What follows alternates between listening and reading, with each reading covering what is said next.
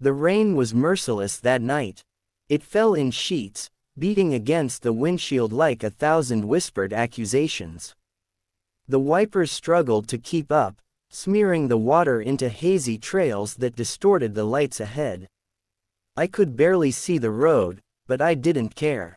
My heart was louder than the storm, thundering with the kind of fear only guilt can cause.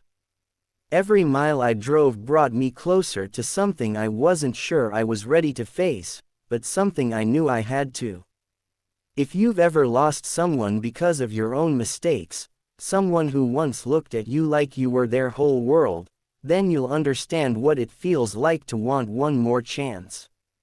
To wish the past could be rewritten, even if just for a moment. Before we go deeper into this story, if you believe in kindness, forgiveness, and second chances, please take a moment to like this video, subscribe to the channel, and share it with someone who might need hope today. It really helps more people find stories like this one. Now, let's go back to that night when I stood in front of the door I once used to call home, drenched, trembling, and not sure what I'd find on the other side. It had been 3 years since I left Clara. 3 years since I'd walked out with a suitcase, too proud to admit I was wrong, too stubborn to stay and fix what I'd broken. We'd been together for 7 years before that, through college, first jobs, countless dreams built in late-night conversations over coffee and cheap pizza. But somewhere along the way, I started changing. My ambition turned into obsession. I wanted success more than peace, validation more than love. Clara had always been the soft voice that brought me back to earth. But I'd stopped listening. When I lost my job and pride crumbled, instead of turning to her, I turned away. I told myself leaving would help me find myself. But really, I was just running from disappointment, from her disappointment in me, and from the reflection I couldn't bear to see in her eyes anymore. I moved cities, buried myself in meaningless work, and convinced myself she'd move on. But every night when I came home to silence, I saw her in everything. The mug with chipped paint, the faint scent of jasmine on my pillow, the empty space beside me that no one else could fill. Months turned to years, and guilt turned into longing. When I heard through a mutual friend that Clara's mother had passed away, something inside me broke. I should have been there for her, for the woman who once called me family. Instead, I'd become a ghost in the story of her life. That night, I packed a bag, drove through the storm, and followed the one thing that hadn't changed in 3 years. My heart telling me to go back. When I finally stood at her door, the rain had soaked through my clothes. My hands trembled as I reached for the bell.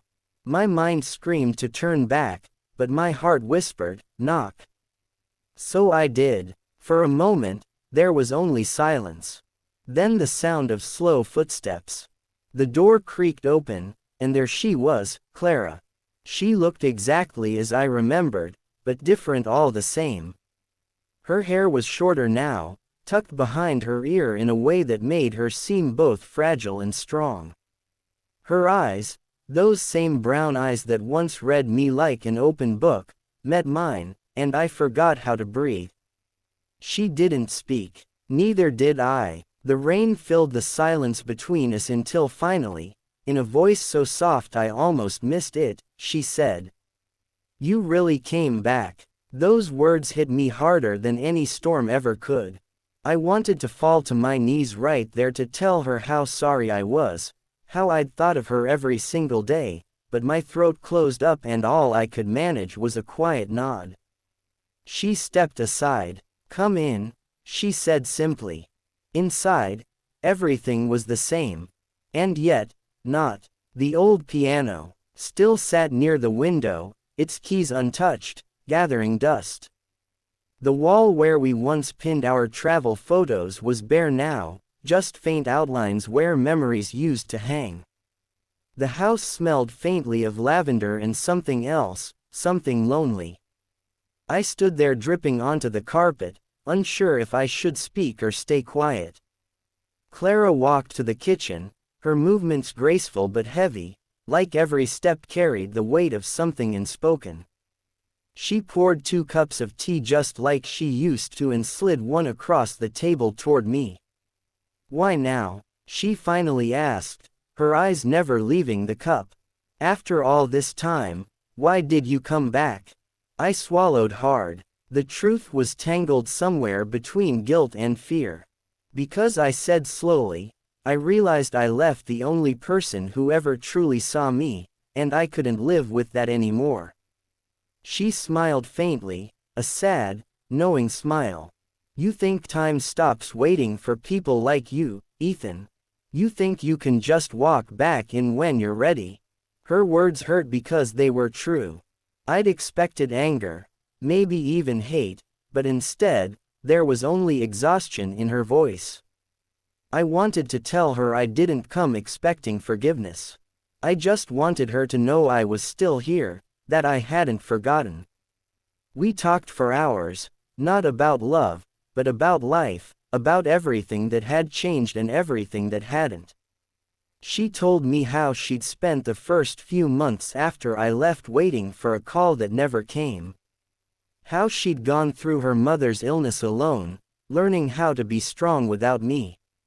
Every word felt like a blade to my chest, cutting deep with regret. At one point, she looked out the window and said, almost to herself, "I thought the hardest part was losing you." But it wasn't. It was realizing you never lost me. You just left me behind. I wanted to reach out to hold her hand, but something told me she wasn't ready. So, I stayed quiet. Sometimes silence says what words can't. As the night deepened, she stood up, walked to a drawer, and pulled out a small box. Inside was the ring I'd given her years ago, a simple silver band with her initials engraved inside. "I couldn't throw it away," she said softly. "It reminded me of what used to be good before everything fell apart." My eyes burned as I looked at it.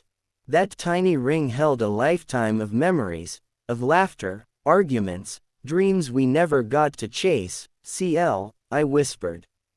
"I don't expect you to wear it again. I just want you to know that if I could go back, I'd do everything differently." She nodded, closing the box gently.